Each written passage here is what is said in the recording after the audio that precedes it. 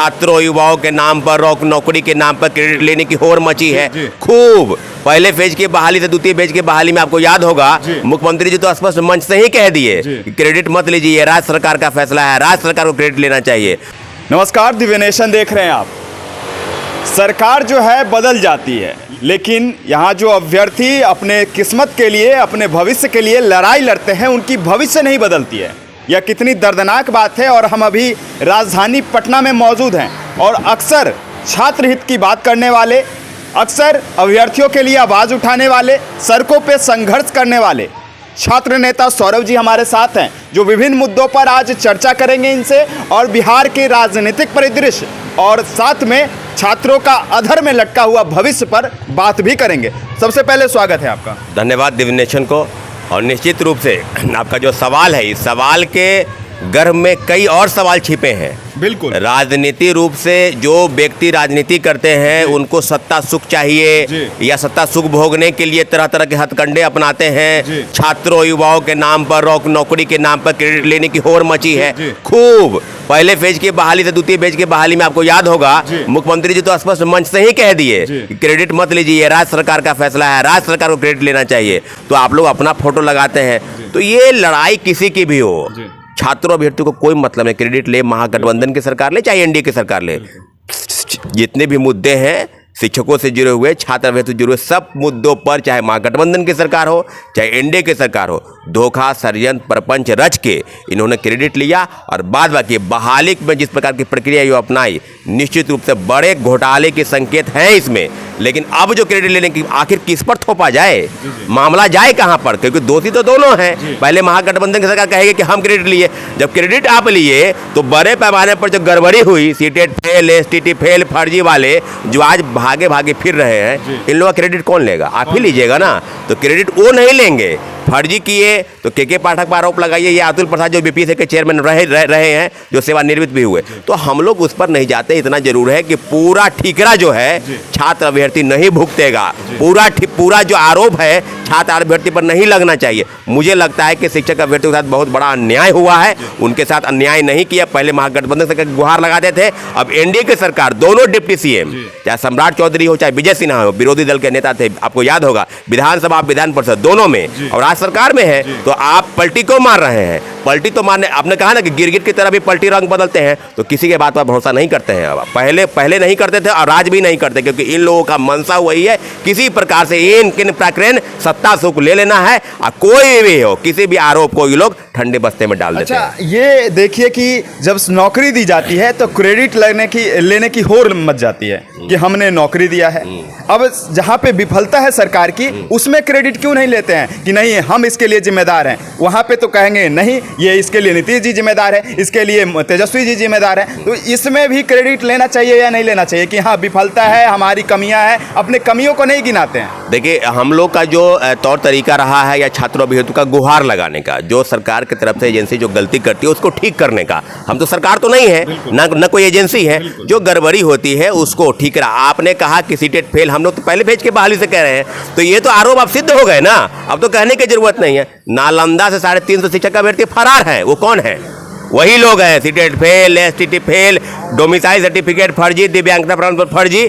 दरभंगा में हाथ धोने गया, वो गायब हो गया। कोई उधर भागा हुआ है। पटना में 150 से ज़्यादा शिक्षक फरार है।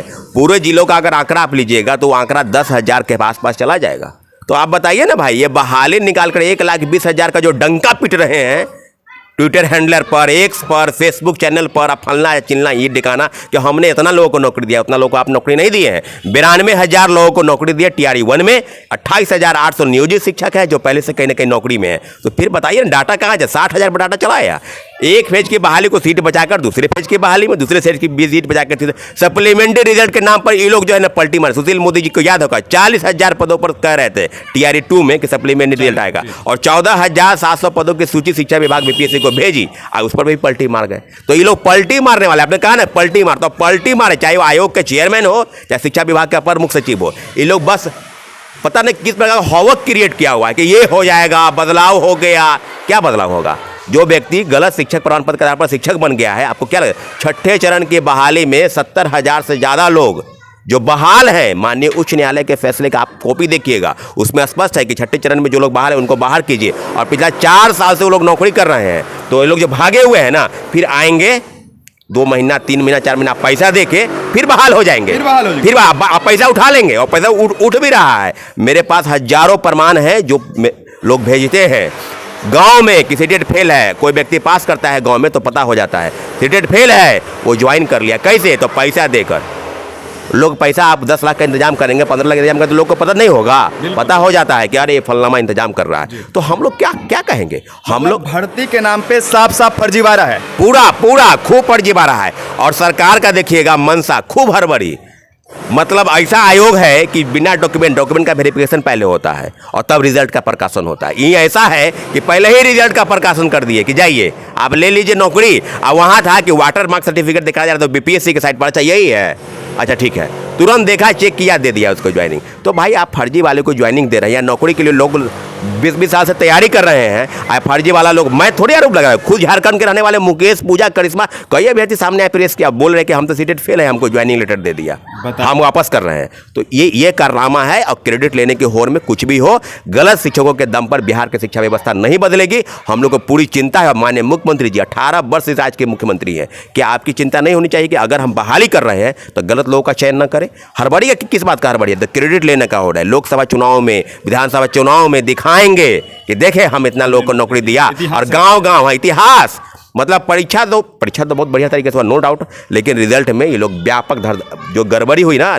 जैसे यादव कहते थे ना कि झटपट आइए या पटपट विवाह, चटपट झट, तो झटपट में नहीं होता है। झटपट में सरकार बदलती है। बिहार की शिक्षा व्यवस्था को बदलनी है तो बेहतर शिक्षक को लाने के लिए आपको पूरा डॉक्यूमेंट का वेरिफिकेशन करते, जैसे कि सिविल सेवा की परीक्षा में होता है, डॉक्यूमेंट का वेरिफिकेशन होता है और उसके बाद रिजल्ट के प्रकाशन के बाद संबंधित विभाग को भेजा जाता है। इन लोगों की हड़बड़ी का नतीजा है कि बड़े व्यापक तौर पर गड़बड़ी हुई और उसका ठीकरा छात्र अभ्यर्थी भुगत रहे हैं। उसका पूरा आरोप, आपने कहा कि आप ही लोग तो गलत थे, तो हम लोग क्या करें? अरे भाई गलत है तो उसको आप पकड़िए ना भाई, पकड़ के हटा दिए। सप्लीमेंट्री रिजल्ट के नाम पर हम लोग धरना पर बैठे रहे, कोई सुनने वाला नहीं। ना महागठबंधन की सरकार सुनती थी और ना आज एनडीए की सरकार। 4 दिन पहले शर्मा चौधरी के पास गए थे, पूरा ज्ञापन सौंपे हम लोग। हम थे शिक्षाविद गुरु एम रहमान थे और कई शिक्षक छात्र नेता थे। हम लोग तो स्पष्ट कह दिए कि सर अब आपसे उम्मीद है ना, हम तो तेजस्वी यादव के पास अब नहीं जाएंगे, अब तो जाएंगे आपके पास। मुख्यमंत्री नीतीश कुमार जी है, डिप्टी सीएम दोनों आप हैं, शिक्षा मंत्री विजय चौधरी जी जाएंगे उनके पास भी जाएंगे। तो ये लोग अब बस यही है कि किसी भी प्रकार से बातों को घुमा के गोल मटोल करके मामले को रफा दफा कर देना है। बाद बाकी जो होगा आगे देखा जाएगा। मतलब डबल इंजन की सरकार भी वही जो महागठबंधन की सरकार है वही आज एनडीए की सरकार है। हम किसी राजनीतिक दल का सदस्य नहीं है। हम सदस्य एक समय में हुआ करते थे, आज नहीं है। पहले भी वही बात करते थे छात्र का, आज भी वही बात करेंगे। निश्चित रूप से छात्र अभ्यर्थियों को अंधेरे में, डार्क में रखकर ये लोग व्यापक धांधली करके और क्रेडिट लेने की होड़ में इस तरह की चीजें सामने आई है। मुझे लगता है कि शिक्षक अभ्यर्थियों को और छात्र जो नौजवान बिहार में हैं, इस प्रदेश में हैं, नौकरी के लिए लगातार संघर्ष कर रहे हैं और उनके उम्मीदों पर ये लोग पानी फेर कर रखे हैं। अच्छा, सप्लीमेंट्री रिजल्ट की बहुत सारे ऐसे स्टूडेंट्स हैं जो आमतौर पे देखे जा रहे थे कि धरना करते हुए नजर आ रहे थे, प्रदर्शन करते हुए नजर आ रहे थे, तो उन लोगों की भविष्य जो है अधर में लटकी हुई है। क्या लगता है कि उन लोगों का उजागर होगा, चीज़ों सही से प्राथमिकता के साथ उन लोगों पर ध्यान दिया जाएगा, संज्ञान में लिया जाएगा? देखिए, जैसा कि बात है सप्लीमेंट्री रिजल्ट जो मिनिमम कट ऑफ को पार कर लिए हैं और उसके बाद उनका एज खत्म हो गया, कई महिला पुरुष एज खत्म हो, तो उनके पास तो कोई दूसरा रास्ता तो है नहीं। अगर आप 60 कट ऑफ है, कोई 60 व्यक्ति आया हुआ है, तो क्या चाहेगा कि सर सीट खाली है, 14,000 सिर्फ मल्टीपल रिजल्ट पर 14,780 पोस्ट भेजा गया और शिक्षा विभाग चिट्ठी वापस ले ली। तो ये वापस लेते हैं, इसलिए लेते हैं ना कि दबाव में कोई आयोग और विभाग सरकार के अंडर ही काम करती है। तो जिस प्रकार के ग्रीवांसेस हम लोग के पास हैं और छात्र अभ्यर्थियों के साथ जिस तरह किया गया, एक नहीं कई मुद्दे, एज वाले मुद्दे को लेकर, अटेम्प्ट के मुद्दे को लेकर 3 बार से बढ़ाकर 5 बार करने की मांग हम लोग करके आए हैं। तो इस सारे मुद्दों पर अगर सरकार की नियोजित शिक्षक वाले, नियोजित वाले का भी करके आए थे, जो बात थी तो अब हुआ कि 3 बार से 5 बार कर दिया गया, उसको ऑनलाइन ऑफलाइन मिलाकर दोनों मिलाकर 5 बार बैठना है। तो अब नियोजित वाले को राजकर्मी का दर्जा देने के बाद ये लोग बिना शर्त कह रहे थे, अब हुआ कि शर्त लगाए कि नौकरी दे रहे हैं, परीक्षा दीजिए, पास कीजिएगा तो ठीक है राजकर्मी का दर्जा मिलेगा, फेल कीजिएगा तो नौकरी जो कर रहे हैं वो भी छीन लेंगे। तो इन लोगों का एक तरफ व्यापक तौर पर नौकरी दिए, तो नो डाउट कि आप नौकरी दे रहे हैं, लेकिन ये क्या है, तो 3,50,000 नियोजित शिक्षकों को नौकरी छीनने के, उनके माँ बाप, उनके बच्चे, किसी का बेटी का शादी करना है या करवाना है या हो चुका है, सबके भविष्य को ये लोग अधर में लटके हैं। अब फाइल बनाते हैं, पता नहीं के पाठक से ही पूरा बिहार की व्यवस्था चल रही है क्या? अतुल प्रसाद जी से नहीं, बिहार की व्यवस्था बदलने के लिए शिक्षकों से बात करनी होगी, कॉन्फिडेंस में लेना होगा। बदलना है, सब लोगों को बदलना होगा। एक व्यक्ति से एक डंडे के चोट पर कानूनी रूप से अगर कहा जाए तो तुगलकी फरमान, कई फरमान इसके तुगलकी हो। धूप में कोई आग सेक रहा है, उस पर कार्रवाई। व्हाट्सएप चैट पर बात हो गया, उस पर कार्रवाई। तो क्या वो बात नहीं करते हैं किसी से? आईएएस बात नहीं करता है किसी से? अगर आप नौकरी करते हैं तो आप बैठिए ऑफिस में या घूमिए, तो आप तो नहीं। मतलब ये हौवक क्रिएट हुआ है। के पाठक ही है बिहार के पूरे व्यवस्था को, कवायद को बदल के रख देंगे। उसके बाद तो कोई आया ही नहीं था, ना कोई आएगा इसके बाद। इस तरह का माहौल बना के ये लोग रखे हुए हैं और कुछ नहीं है। छात्र अभ्यर्थियों को डराकर धमकाकर, कहीं धारा 144 लगाकर, पटना में कहीं धारा 144 लगाकर, आपको याद होगा एएलपी के प्रोटेस्ट को लेकर भी धारा 44 लागू है, बीपीएससी में भी 144 लागू था। और नियोजित वाले का इन्होंने कहा कि अगर सप्लीमेंट्री रिजल्ट पर आप लोग दबाव बनाएंगे तो अगली परीक्षा में, तीसरे फेज की बहाली में परीक्षा में आपको बैठने नहीं देंगे। इस तरह के धारा लगाकर और सोई हुई है। कई टीवी चैनलों में प्रवक्ता से बात करेंगे तो आपको लगेगा कि सोया हुआ है, कुछ पता ही नहीं है कि क्या हो गया। ये लोग धृतराष्ट्र बन के बैठे हैं। कोई नहीं, शिक्षक अभ्यर्थी समझ चुके हैं कि क्या करना है आगे। हम लोग जल्द से जल्द बैठक बुलाएंगे और सप्लीमेंट्री रिजल्ट से लेकर सारे मुद्दों पर सम्राट चौधरी को हमने ज्ञापन सौंपा है। मुझे लगता है कि वो कुछ ध्यान नहीं दे पा रहे। अच्छा, बहुत सारे छात्र देख रहे हैं, बहुत सारे अभ्यर्थी देख रहे हैं इस वीडियो को, तो आप सौरभ जी उन लोगों के लिए क्या करने वाले हैं? आगे की क्या रणनीति होगी? देखिए, सबसे पहले कि TRE 2 को लेकर, TRE 1 में हमने याचिका दायर की है, 4 याचिका हमने दायर की है और TRE 2 में जल्द से जल्द बैठक, क्योंकि हम लोग इंतजार कर रहे थे। 14,700 पदों पर सूची जो भेजी गई है, रिजल्ट आ जाएगा।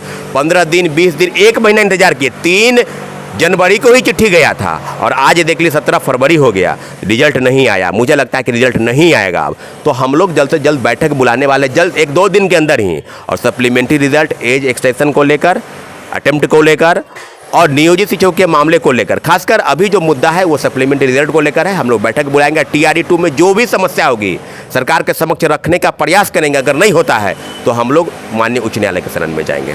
यही हम लोग का फैसला। हाईकोर्ट जाएंगे? हाँ, हाईकोर्ट जाएंगे, क्योंकि छात्र अभ्यर्थियों के साथ अब मुझे लगता है कि न्याय नहीं है।